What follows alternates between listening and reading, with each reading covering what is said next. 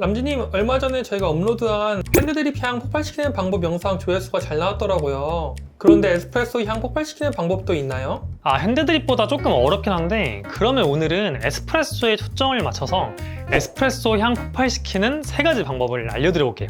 사실 라이트 로스팅 포인트 계열의 커피를 에스프레소로 잘 추출하는 것 자체가 조금 어렵거든요.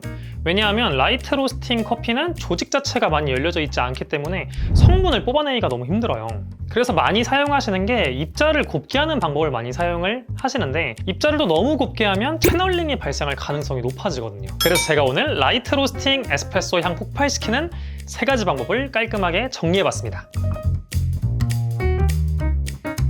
에스프레소 향을 폭발시키는 첫 번째 방법은 바로 추출 온도를 높이는 겁니다. 많은 분들이 추출 온도를 높이면 커피의 쓴맛이 증가된다고 알고 계시거든요. 물론 라이트 로스팅에서도 추출 온도를 너무나 높여버리면 커피의 텁텁한 맛이 증가될 수 있긴 합니다. 하지만 온도를 너무 낮게 설정을 해도 커피가 가지고 있는 긍정적인 향성분을 제대로 뽑아내지 못할 수가 있어요. 이 부분은 바로 테스트를 해가지고 보여드려 볼게요. 저희가 오늘 사용할 커피는 억셉트 커피의 F타입 블렌드로 복합적인 과일향이 엄청 좋은 미디엄 라이트 포인트라고 봐주시면 되거든요. 이거를 한 번은 88도, 또 한 번은 4도 올려서 92도의 추출 온도로 추출을 해보도록 하겠습니다. 네, 여러분 추출을 끝냈고 우선은 88도로 내린 에스프레소 먼저 맛을 한번 봐보도록 할게요. 자, 이번에는 4도 올린 92도로 추출한 에스프레소 마셔보겠습니다. 네, 여러분 제가 지금 88도로 내린 거, 92도로 내린 걸 먹어봤는데 일단 차이가 진짜 많이 나거든요. 일단 88도는 조금 밋밋한 느낌이 강해요. 그리고 바디감도 좀 가볍고 커피에서 느껴지는 향도 좀 덜하거든요. 반대로 92도로 내린 커피는 바디도 좀 더 무겁고 전반적인 맛의 강도도 높고 이 커피가 가지고 있는 향미들도 92도에서 조금 더 잘 드러나고 있습니다. 자, 그러면 매니저님도 한번 드려보도록 할게요. 88도랑 92도 한번 드셔보세요. 맛이 좀 어떠세요? 92도에서 추출한 게 좀 더 과일 같은 산미가 더 명확한 것 같아요. 그쵸, 88도는 조금 밋밋한 느낌이 있죠. 네네. 그래서 여러분이 이런 식으로 무작정 온도를 낮춘다고 좋은 게 아니라 이렇게 미디엄 라이트나 라이트 로스팅 포인트처럼 추출이 조금 어려운 애들을 추출을 할 때는 추출 온도를 조금 더 높여보는 걸 추천을 드리도록 할게요. 람지님, 라이트 로스팅 커피는 에스프레소로 추출할 때 무조건 입자를 곱게 해야 한다고 하던데 이 설명이 맞나요? 무조건 그런 건 아니에요. 오히려 입자를 너무 곱게 하면 내가 원하는 향이 잘 드러나지 않는 경우도 많거든요. 그래서 내가 지금 사용하는 커피, 이 환경에 맞는 적정 입자를 찾아주셔야 되는데 지금부터 적정 입자를 찾는 방법을 알려드려 보도록 하겠습니다.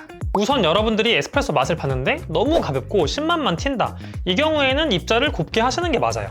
입자가 너무 굵어가지고 향 성분이 제대로 나오지 못한 거거든요. 그런데 반대로 에스프레소를 마셨는데 무겁긴 한데 끝이 텁텁하다. 그래서 오히려 향이 잘 안 느껴지는 경우에는 오히려 입자를 굵게 조정해주는 게 필요합니다. 람지님, 만약에 더 굵은 입자를 사용해서 향을 표현하고 싶은데 추출 시간이 너무 빨라서 입자를 굵게 못하면 어떻게 해야 하나요? 그런 경우에는 도직량을 올리거나 바스켓을 바꾸는 방법이 있습니다. 도직량을 올려서 퍽의 저항을 올리는 대신 입자를 조금 굵게 사용할 수 있는 거죠. 그런데 도직량을 증가시키는 건 한계가 있기 때문에 훨씬 굵은 입자를 사용하고 싶으시면 바스켓을 바꿔주셔야 돼요.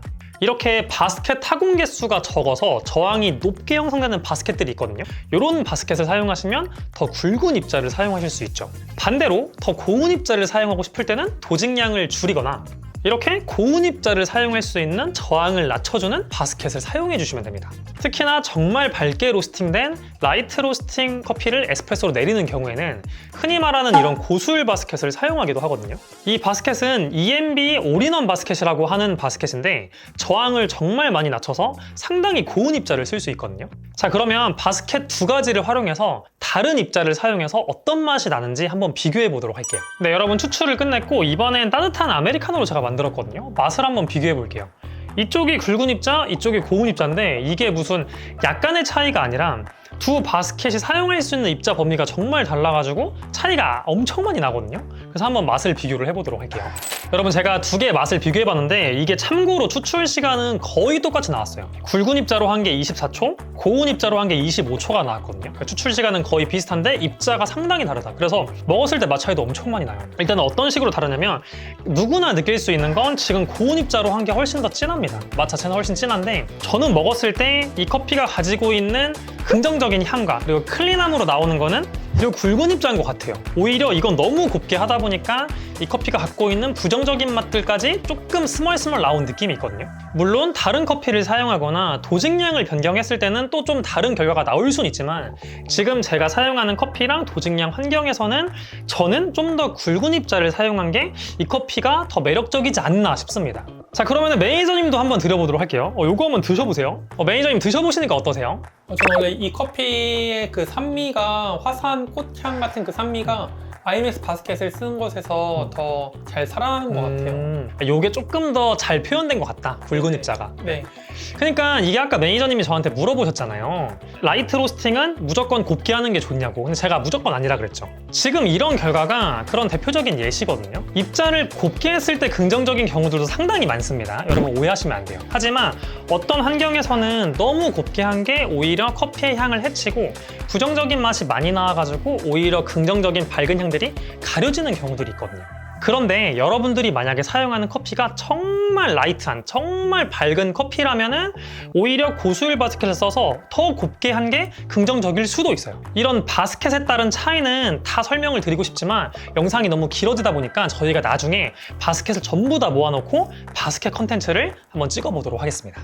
자, 여러분 정리할게요. 라이트 로스팅 포인트 에스프레소를 추출할 때 입자를 무조건 굵게 하는 게 좋다, 무조건 곱게 하는 게 좋다, 이런 거 없습니다. 여러분들이 맛을 보고 어떤 방향으로 조절을 할지 결정을 해주셔야 돼요. 처음에는 조금 어려울 수 있지만 계속해서 연습하시다 보면은 쉬워지거든요. 그래서 꼭 한번 맛을 보시고 조절하는 걸 해보시는 걸 추천드리겠습니다. 여러분, 에스프레소 향을 폭발시키는 마지막 방법은 바로 이 칠링볼을 사용하는 겁니다. 저번 핸드드립 영상에서 설명드린 것처럼 원리는 똑같거든요. 근데 이 에스프레소에서도 칠링볼이 정말 드라마틱한 변화를 줍니다. 제 개인적인 생각에는 어떤 추출 변수보다도 더 드라마틱한 변화를 일으키는 것 같거든요. 그러면 바로 실험을 해보도록 할게요. 자, 여러분 추출을 끝냈습니다. 그냥 추출한 거, 칠링볼 사용한 거 맛을 한번 비교해 볼게요. 그냥 한 거는 아까랑 비슷해요. 뭐 이것도 나쁘진 않거든요. 이 커피의 복합적인 향 어느 정도 드러나고 끝 깔끔하고 나쁘지 않습니다. 칠링볼 사용한 거 먹어볼게요. 여러분 일단 다른 거는 딱 먹었을 때 엄청 더 부드러워요. 전에 커피도 나쁘진 않았지만 지금 이 칠링볼 사용한 커피가 훨씬 더 클린하고 훨씬 더 부드러워요. 그리고 이 커피가 가지고 있는 섬세한 향들도 조금 더 드러나는 느낌이거든요. 진짜 지금 제가 일부러 삼켰는데 그냥 잘 삼킬 수 있을 정도로 강도 자체도 훨씬 더 부드럽게 표현이 됐거든요. 요거 한번 진짜 드셔보세요. 드셔보시니까 좀 어떠세요?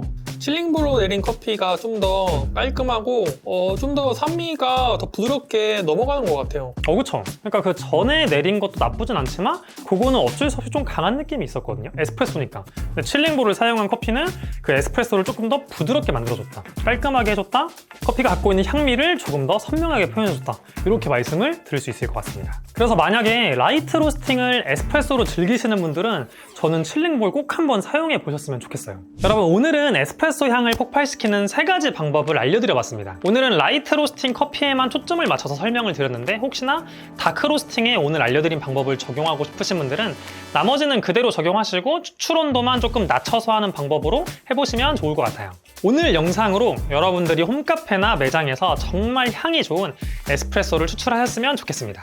그리고 다음에는 다크 로스팅을 묵직하게 추출하는 방법도 한번 촬영해 보도록 할게요. 그러면 오늘 영상도 도움이 되셨다면 좋아요와 구독 부탁드리고 저희는 다음번에 또 다른 내용으로 찾아오도록 하겠습니다. 그러면 오늘도 시청해 주셔서 감사합니다.